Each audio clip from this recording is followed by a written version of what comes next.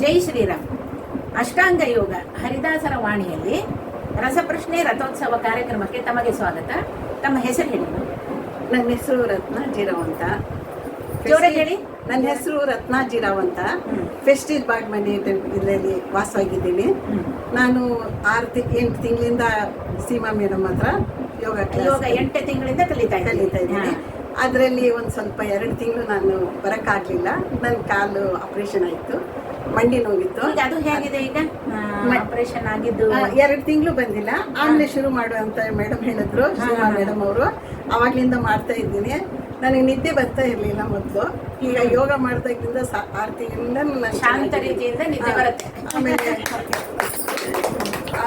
ಈಗ ಇನ್ನೊಂದು ಕಾಲಿದೆ, ಅದೇನು ತೊಂದರೆ ಇಲ್ಲ. ಈಗ ಸೀಮಾ ಮೇಡಮ್ ಇಂದಾನೆ ನಾನು ಅದ್ರ ಮೇಲೆ ಮಾಡ್ಕೊಂತೀನಿ, ಯೋಗ ಮಾಡ್ಕೊಂಡು ಸರಿ ಮಾಡ್ಕೊತೀನಿ. ನಿಮ್ಗೆ ಒಂದು ಕಾಲ ಆಪರೇಷನ್ ಆಯ್ತು ಅಂದ್ರೆ ಇದು ಮಂಡಿ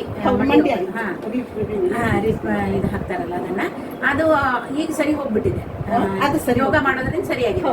ಅದು ಬೇಕಾಗಿತ್ತು. ಆಮೇಲೆ ಮತ್ತೆ ನೆಕ್ಸ್ಟ್ ಈಗ ಮಾಡಕ್ ಹೇಳಿದಾರ ಡಾಕ್ಟರ್? ಆಪರೇಷನ್ ಡಾಕ್ಟರ್ ಏನಿಲ್ಲ, ಡಾಕ್ಟರ್ ಏನು ಫಿಸಿಯೋಥೆರಪಿನೂ ಹೇಳಿಲ್ಲ. ನಾನೇ ಮನೆಯಲ್ಲೇ ಕಾನ್ಸಂಟ್ರೇಟ್ ಮಾಡ್ತೇನೆ. ಮೇಡಮ್ ಕೇಳಿದೆ, ಒಂದು ಸೇರು ಅಂತ ಹೇಳಿದ್ರು. ಸೀಮಾ ಮೇಡಮ್ ಅವರು ನಿಮಗೆ ಅದು ಏನಂದ್ರೆ ಓಕೆ ಆಗಿದೆ? ಓಕೆ ಆಗಿದೆ, ಏನು ತೊಂದರೆ ಇಲ್ಲ. ಓಕೆ. ಅಷ್ಟ ಯೋಗ ಅನ್ನೋದು ಸಾಮಾನ್ಯವಲ್ಲ, ಏನಂದ್ರೆ ಸಕಲ ರೋಗಗಳ ನಿವಾರಣೆ.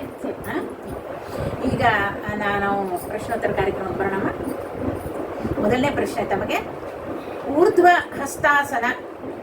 ಹಸ್ತಾಸನ ವಿವರಿಸಿರಿ. ಊರ್ಧ್ವ ಹಸ್ತಾಸನ ವಿವರಿಸಿ. 2 ಕೈಗಳನ್ನು ಮೇಲೆ ಎತ್ತಿ ಮಾಡುವ ಆಸನಕ್ಕೆ ಉದ್ದಾಸನ. ಬರೀ ಇದು ಮಾಡ್ಬೇಕಾ? ಕೈಗಳನ್ನು ಮಾತ್ರ ಮೇಲೆ ಎತ್ತೋದಷ್ಟೇ? ಅದು ಕೈಗಳನ್ನು ಕೂತ್ಕೊಂಡ ಇಲ್ಲ, ನಿಂತ್ಕೊಂಡು ಮಾಡೋದು. ಭೂಮಿಗೆ ನೇರವಾಗಿ ನಿಲ್ಲುವಂತ ಆಸನ. ಈಗ ಊರ್ಧ್ವ ಹಸ್ತಾಸನ ವಿವರಿಸಿರಿ ಅಂದ್ರೆ ಇವ್ರು ಹೇಳಿದ್ರು, ಇದು ಏನಂದ್ರೆ 2 ಕೈಗಳನ್ನು ಮೇಲೆತ್ತಿ ಇದು ಮಾಡೋದು, ಜೊತೆಗೆ ನಿಂತು ಮಾಡುವ ಆಸನವು ಇದು. ಊರ್ಧ್ವ ಹಸ್ತಾಸನ ಎಂದರೆ ಭೂಮಿಗೆ ಎತ್ತಿದ ಕೈಗಳ ಭಂಗಿಯಾಗಿರುತ್ತದೆ. ಇದು ಸರಳವಾಗಿ ನಿಂತಿದ್ದಂಥ ಭಂಗಿಯಾಗಿದ್ದು ಭೂಮಿಗೆ ಲಂಬವಾಗಿ ನಿಲ್ಲುವುದಾಗಿರುತ್ತದೆ ಅಲ್ವಾ? ಸರಿಯಾದ ಉತ್ತರ. ಸ್ವಲ್ಪ ನಮ್ಮ ಕೈಲೂ ಹೇಳ್ಸೋಣ ಅಂತ ಹೇಳಿಸಿದ್ರು ಸ್ವಲ್ಪ ಅವರು. ಸರಿ, ಈಗ ಮುಂದಿನ ಪ್ರಶ್ನೆಗೆ ಹೋಗೋಣ. ಊರ್ಧ್ವ ಹಸ್ತಾಸನದ, ನಿಮಗೆ ಯಾಕೋ ಅದು ಬಿಡಲ್ಲ ನಿಮ್ಮನ್ನ. ಊರ್ಧ್ವ ಹಸ್ತಾಸನದ ಪ್ರಯೋಜನ ತಿಳಿಸಿ. ಪ್ರಯೋಜನ, ಅದರಿಂದ ಪ್ರಯೋಜನ. ಕತ್ತು ಬಲಗೈ ಎಲ್ಲ ತೋಳುಗಳಿಗೆ ಬಲ ಕೊಡುತ್ತೆ, ಆಮೇಲೆ ಶಕ್ತಿ ಕೊಡುತ್ತೆ, ಆಮೇಲೆ ಸ್ಥಿರತೆಯನ್ನು ತಂದುಕೊಡುತ್ತೆ. ಮತ್ತೆ ದೇಹದ ಸಮತೋಲನಕ್ಕೆ ಪ್ರಯೋಜನವಾಗಿದೆ ಅಲ್ವಾ? ಸರಿಯಾದ ಉತ್ತರ. ನೋಡ್ರಿ, ಊರ್ಧ್ವ ಹಸ್ತಾಸನದ ಪ್ರಯೋಜನಗಳು ಎಷ್ಟಿದಾವೆ ಅಂತಂದ್ರೆ ಕುತ್ತಿಗೆ, ತೋಳು, ಭುಜಗಳಿಗೆ ಸ್ಥಿರತೆಯನ್ನು ತಂದುಕೊಡ್ತದೆ. ಈಗ ಎಷ್ಟೋ ಜನಕ್ಕೆ ಸ್ವಲ್ಪ ಕೈ ಇದು ಇರಲ್ಲ ನೋಡಿ, ಶೇಕ್ ಆಗ್ತಿರ್ತಾರೆ, ಹೌದಲ್ವಾ? ಅದಕ್ಕೆಲ್ಲ ಏನಂದ್ರೆ ಬಲ ತಂದುಕೊಟ್ರೆ ಅದು ಸ್ಟಿಫ್ ಆಗಿ ನಿಲ್ಲಕ್ಕೆ ಕಾರಣ ಆಗ್ತದೆ. ಹಾಗೇನೆ ಮತ್ತು ದೇಹ ಸಮತೋಲನಕ್ಕೆ ಪ್ರಯೋಜನಕಾರಿಯಾಗ್ತದೆ.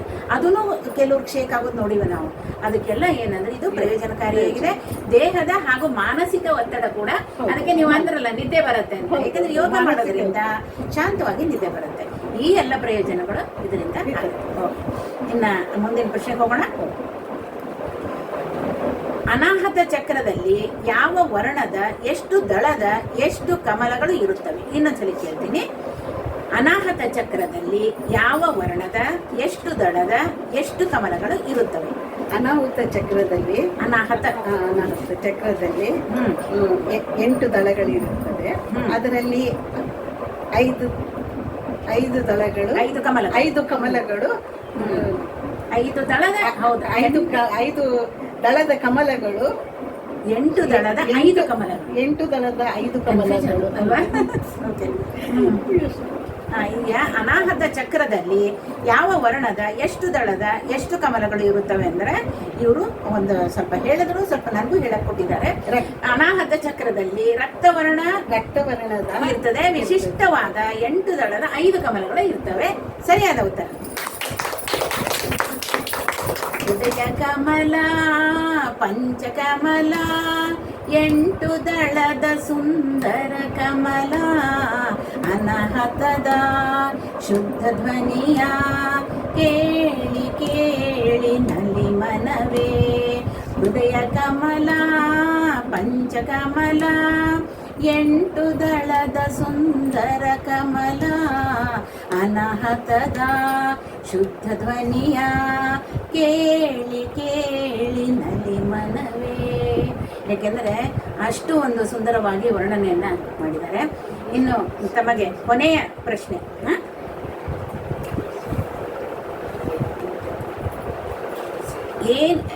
ಏನು ಪಕ್ವ ಆದವರಿಗೆ ಕ್ಷೀರಸಾಗರ ಶಾಹಿಯಾದ ಸರ್ವ ಕರ್ಮ ಸಾಕ್ಷಿಪ್ರದ ಬಿಂಬರೂಪಿ ವಾಸುದೇವನ ಸಾಕ್ಷಾತ್ಕಾರ ಉಂಟಾಗುವುದು. ಇನ್ನೊಂದ್ಸಲಿ ಕೇಳ್ತೀನಿ, ಪ್ರಶ್ನೆ ದೊಡ್ಡದಾಗಿದೆ.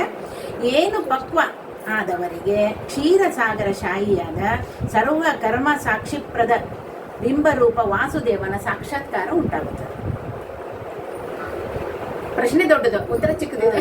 ವಾಸುದೇವರನ್ನ ಅಲ್ಲ, ಸಾಕ್ಷಾತ್ಕಾರ ಆಗ್ತದೆ. ಎದರಿಂದ ಏನು ಪಕ್ವ ಆಗಬೇಕು ಅವ್ರಿಗೆ? ಈಸಿ ಇದೆ.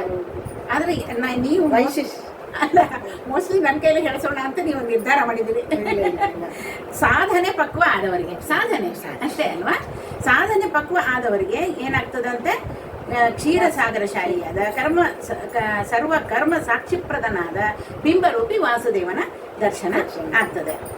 12 ಅಂಗುಲ ಶಿರದಿಂದ ಮೇಲೆ ಇರುವ ಸಹಸ್ರಾರ ಕಮಲ, 12 ಅಂಗುಲ ಶಿರದಿಂದ ಮೇಲೆ ಇರುವ ಸಹಸ್ರಾರ ಕಮಲ, ಸಾಧನೆ ಪಕ್ವ ಆದ ಜ್ಞಾನಿಗೆ ಅರಳುವ ಸಹಸ್ರಾರ ಕಮಲ, ಸಹಸ್ರಾರ ಸಾಸಿರದಳ ಕಮಲ, ಶ್ವೇತವರ್ಣದ ಸುಂದರ ಕಮಲ, ಸಹಸ್ರಾರ ಸಾಸಿರದಳ ಕಮಲ. ಅದು ಕೊನೆ ಘಟ್ಟ. ಏನು ಅಂದರೆ, ಸಾಧನೆ ಪಕ್ವ ಆದ ಮೇಲೆ 12 ಅಂಗುಲ ಮೇಲೆ ಇರುವಂಥ ಸಹಸ್ರಾರ ಚಕ್ರದ ದರ್ಶನ, ವಾಸುದೇವ ರೂಪಿಯ ದರ್ಶನ. ಅದು ಎಷ್ಟು ಕಮಲಗಳು? ಶ್ವೇತವರ್ಣದ ಕಮಲ ಇರ್ತದೆ ಅಂತ ಹೇಳ್ತಾರೆ. ಅದು ಸಾಸಿರ ದಳಗಳನ್ನು ಹೊಂದಿರುವಂಥ ಕಮಲ ಅಂತ. ಹೆಂಗಿರ್ಬೇಡ ಅದು ಅಲ್ವಾ? ನಾವಿಲ್ಲಿ ನೋಡ್ಲಿಕ್ಕೆ ಎಷ್ಟು ಮಹಾ ಸಿಗುತ್ತೆ? 5 ದಳ 8 ದಳ, ಆಮೇಲೆ ಕೆಲವು ಹೆಚ್ಚೆಚ್ಚು ದಳಗಳದ್ದು ಸಿಗಬಹುದು. ಆದರೆ ಸಹಸ್ರಾರ ಅಂದರೆ ಹೇಗೆ ದಿಕ್ಕಾಗಿ ಹೊಂದ್ಕೊಂಡಿರುತ್ತೆ, ನೋಡೋಕ್ಕೆ ಒಂದು ಚೆನ್ನಾಗಿರುತ್ತಂತೆ. ಆ ರೀತಿ ಒಂದು ದರ್ಶನ ಆಗ್ತದೆ ಅಂತ ಹೇಳ್ತಾರೆ. ತಾವು ಏನಂದರೆ ಈ ಒಂದು ಕಾರ್ಯಕ್ರಮದಲ್ಲಿ ಬಂದು, ರಸಪ್ರಶ್ನೆ ರಥೋತ್ಸವ ಕಾರ್ಯಕ್ರಮದಲ್ಲಿ ಬಂದು ನೀವು ಸ್ವಲ್ಪ ಹೇಳಿ, ನನಗೂ ಸ್ವಲ್ಪ ಸಾಧನೆ ಮಾಡಿಸಿದ್ರಿ. ಸೊ ಅದರಿಂದ ತಮಗೆ ಅನಂತ ಸಹಸ್ರಾರ ಕಮಲ, ಸಹಸ್ರಾರ ಸಾಸಿರದಳ ಕಮಲ, ಶ್ವೇತವರ್ಣದ ಸುಂದರ ಕಮಲ, ಸಹಸ್ರಾರ ಸಾಸಿರದಳ ಕಮಲ, 12 ಅಂಗುಲ ಶಿರದಿಂದ ಮೇಲೆ ಇರುವ ಸಹಸ್ರಾರ ಕಮಲ, 12 ಅಂಗುಲ ಶಿರದಿಂದ ಮೇಲೆ ಇರುವ ಸಹಸ್ರಾರ ಕಮಲ, ಸಾಧನೆ ಪಕ್ವ ಆದ ಜ್ಞಾನಿಗೆ ಅರಳುವ ಸಹಸ್ರಾರ ಕಮಲ, ಸಹಸ್ರಾರ ಸಾಸಿರದಳ ಕಮಲ, ವಾಸುದೇವ ರೂಪಿಯ ತುರಿಯ ರೂಪವ ತೋರುವ ಸಹಸ್ರಾರ ಕಮಲ, ವಾಸುದೇವ ರೂಪಿಯ ತುರಿಯ ರೂಪವ ತೋರುವ ಸಹಸ್ರಾರ ಕಮಲ, ಅಪ್ರಾಕೃತ ರಜತ ಪೀಠದಿ ಕಾಣುವ ಬಿಂಬರೂಪಿಯ ಸಹಸ್ರಾರ ಕಮಲ, ಸಹಸ್ರಾರ ಸಾಸಿರದಳ ಕಮಲ, ಸೂರ್ಯಮಂಡಲ ಚಂದ್ರಮಂಡಲ ಅಗ್ನಿಯ ಸಹಸ್ರಾರ ಕಮಲ, ಸೂರ್ಯಮಂಡಲ ಚಂದ್ರಮಂಡಲ ಅಗ್ನಿಯ ಸಹಸ್ರಾರ ಕಮಲ, ತ್ರಿಕೋಣ ಪೀಠಸ್ಥ ಅಕ್ಷರ ನಾಮಕ ಬದರಿಯ ಸಹಸ್ರಾರ ಕಮಲ.